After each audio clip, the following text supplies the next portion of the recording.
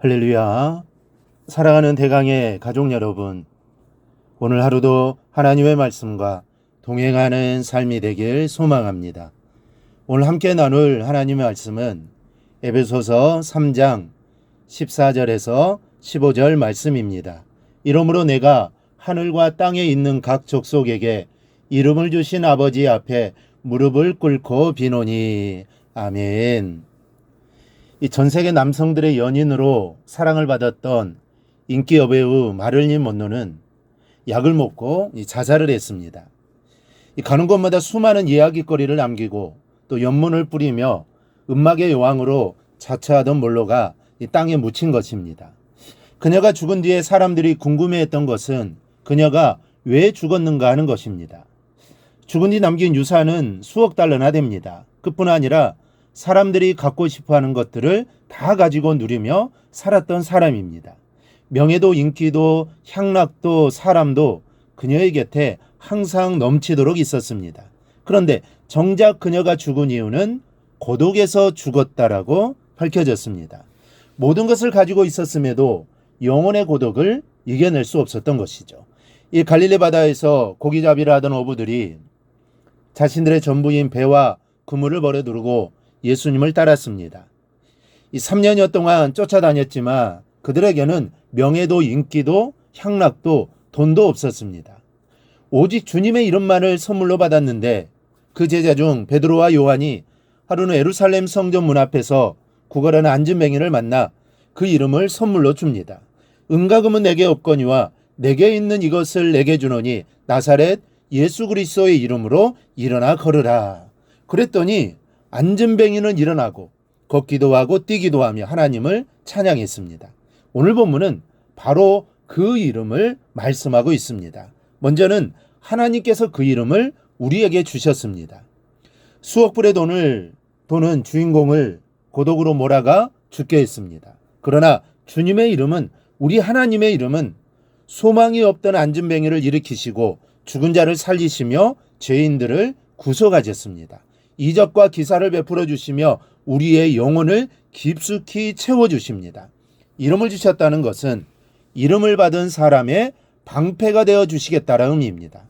신앙의 역사 이래로 주님의 이름을 의지하고 나아가 이기지 못한 사람이 없고 주님의 이름을 의지하고 나아갔는데 이루어지지 않는 일이 없습니다.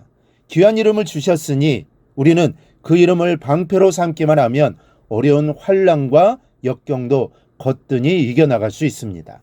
또 이름을 주셨다는 것은 이름을 받은 사람을 책임져 주시겠다라는 뜻입니다. 우리는 농담으로 이렇게 말합니다. 그 가게 가서 내 이름 대고 먹어. 물론 농담이지만 그러면 어떻게 하겠다는 말입니까? 내가 책임지겠다는 말이죠. 이름을 주는 것은 그 이름을 사용했을 때 그 뒷감당을 하겠다라는 약속입니다. 주님의 이름은 능력입니다. 지혜입니다. 평안이요 기쁨입니다.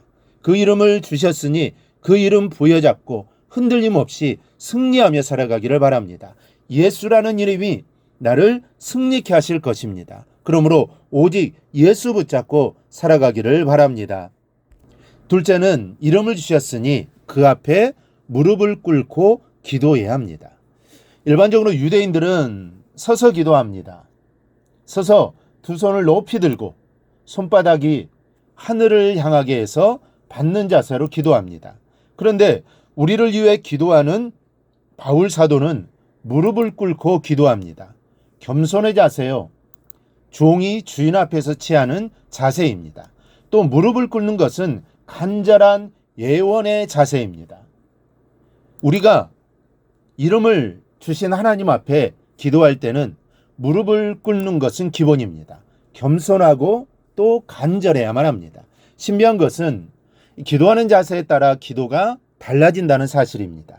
편안하게 양반다리를 하고 기도하는 것과 의자에 앉아 기도하는 것과 또 무릎을 꿇고 기도하는 것은 마음 자세부터 다릅니다. 이 기도의 깊이도 다릅니다. 한 귀족 부인 성도가 있었습니다. 이 사람은 기도할 때 절대로 무릎을 꿇지 않았습니다. 다리를 꼬고 앉아 두 손을 폭에 얹는 것이 언제나 같은 자세였습니다. 무릎을 꿇고 기도하자는 목사님께서 말씀을 하셔도 순종하지를 않는 겁니다. 마음이 중요한 것이지 몸의 자세가 뭐 그리 중요하다고 말하는 겁니다. 할 수 없이 목사님이 방법을 생각해냈습니다. 이 귀족 부인 집의 하녀를 사용한 것입니다. 목사님의 부탁을 받은 하녀는 모르는 척하고 귀족 부인 옆에 같이 앉았습니다. 그리고 태연하게 마치 친구에게 이야기하듯이 며칠부터 며칠까지 휴가를 달라고 부탁을 합니다. 귀족 부인은 속이 상하는 것을 참지 못하고 화를 내며 소리를 쳤습니다. 상전에게 부탁하는 자세가 어떻게 그렇게 되먹지 않았느냐? 너의 그 태도 때문에 허락할 것도 해주지 못하겠다. 그때 기다리고 있던 목사님께서 들어오셔서 말씀하셨습니다. 그렇습니다. 우리가 하나님께 기도할 때도 자세는 중요한 것입니다. 부인께서 기도하는 모습을 되돌아보십시오. 기도는 요구 이전에 순종이요, 말하기 이전에 듣기입니다.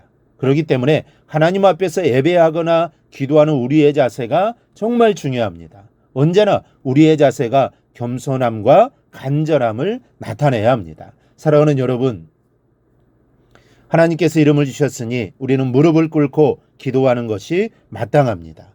흔들림 없는 확신으로 우리의 방패가 되어주시고 우리를 책임져 주시는 그 능력의 이름을 부여잡고 겸손함과 간절함으로 기도하십시오. 그러면 하나님께서 우리의 모습을 어여쁘게 봐주실 것입니다. 우리의 기도에 반드시 응답해 주실 겁니다. 오늘 하루도 우리 영혼을 삼아 우리의 영혼을 살아 꿈틀거리게 하는 하나님의 역사가 우리 모두에게 함께 하시기를 주님의 이름으로 축원합니다. 오늘 묵상한 말씀을 굳게 잡고 삶으로 실천하며 살아내는 대강의 모든 성도들이 되기를 축복합니다.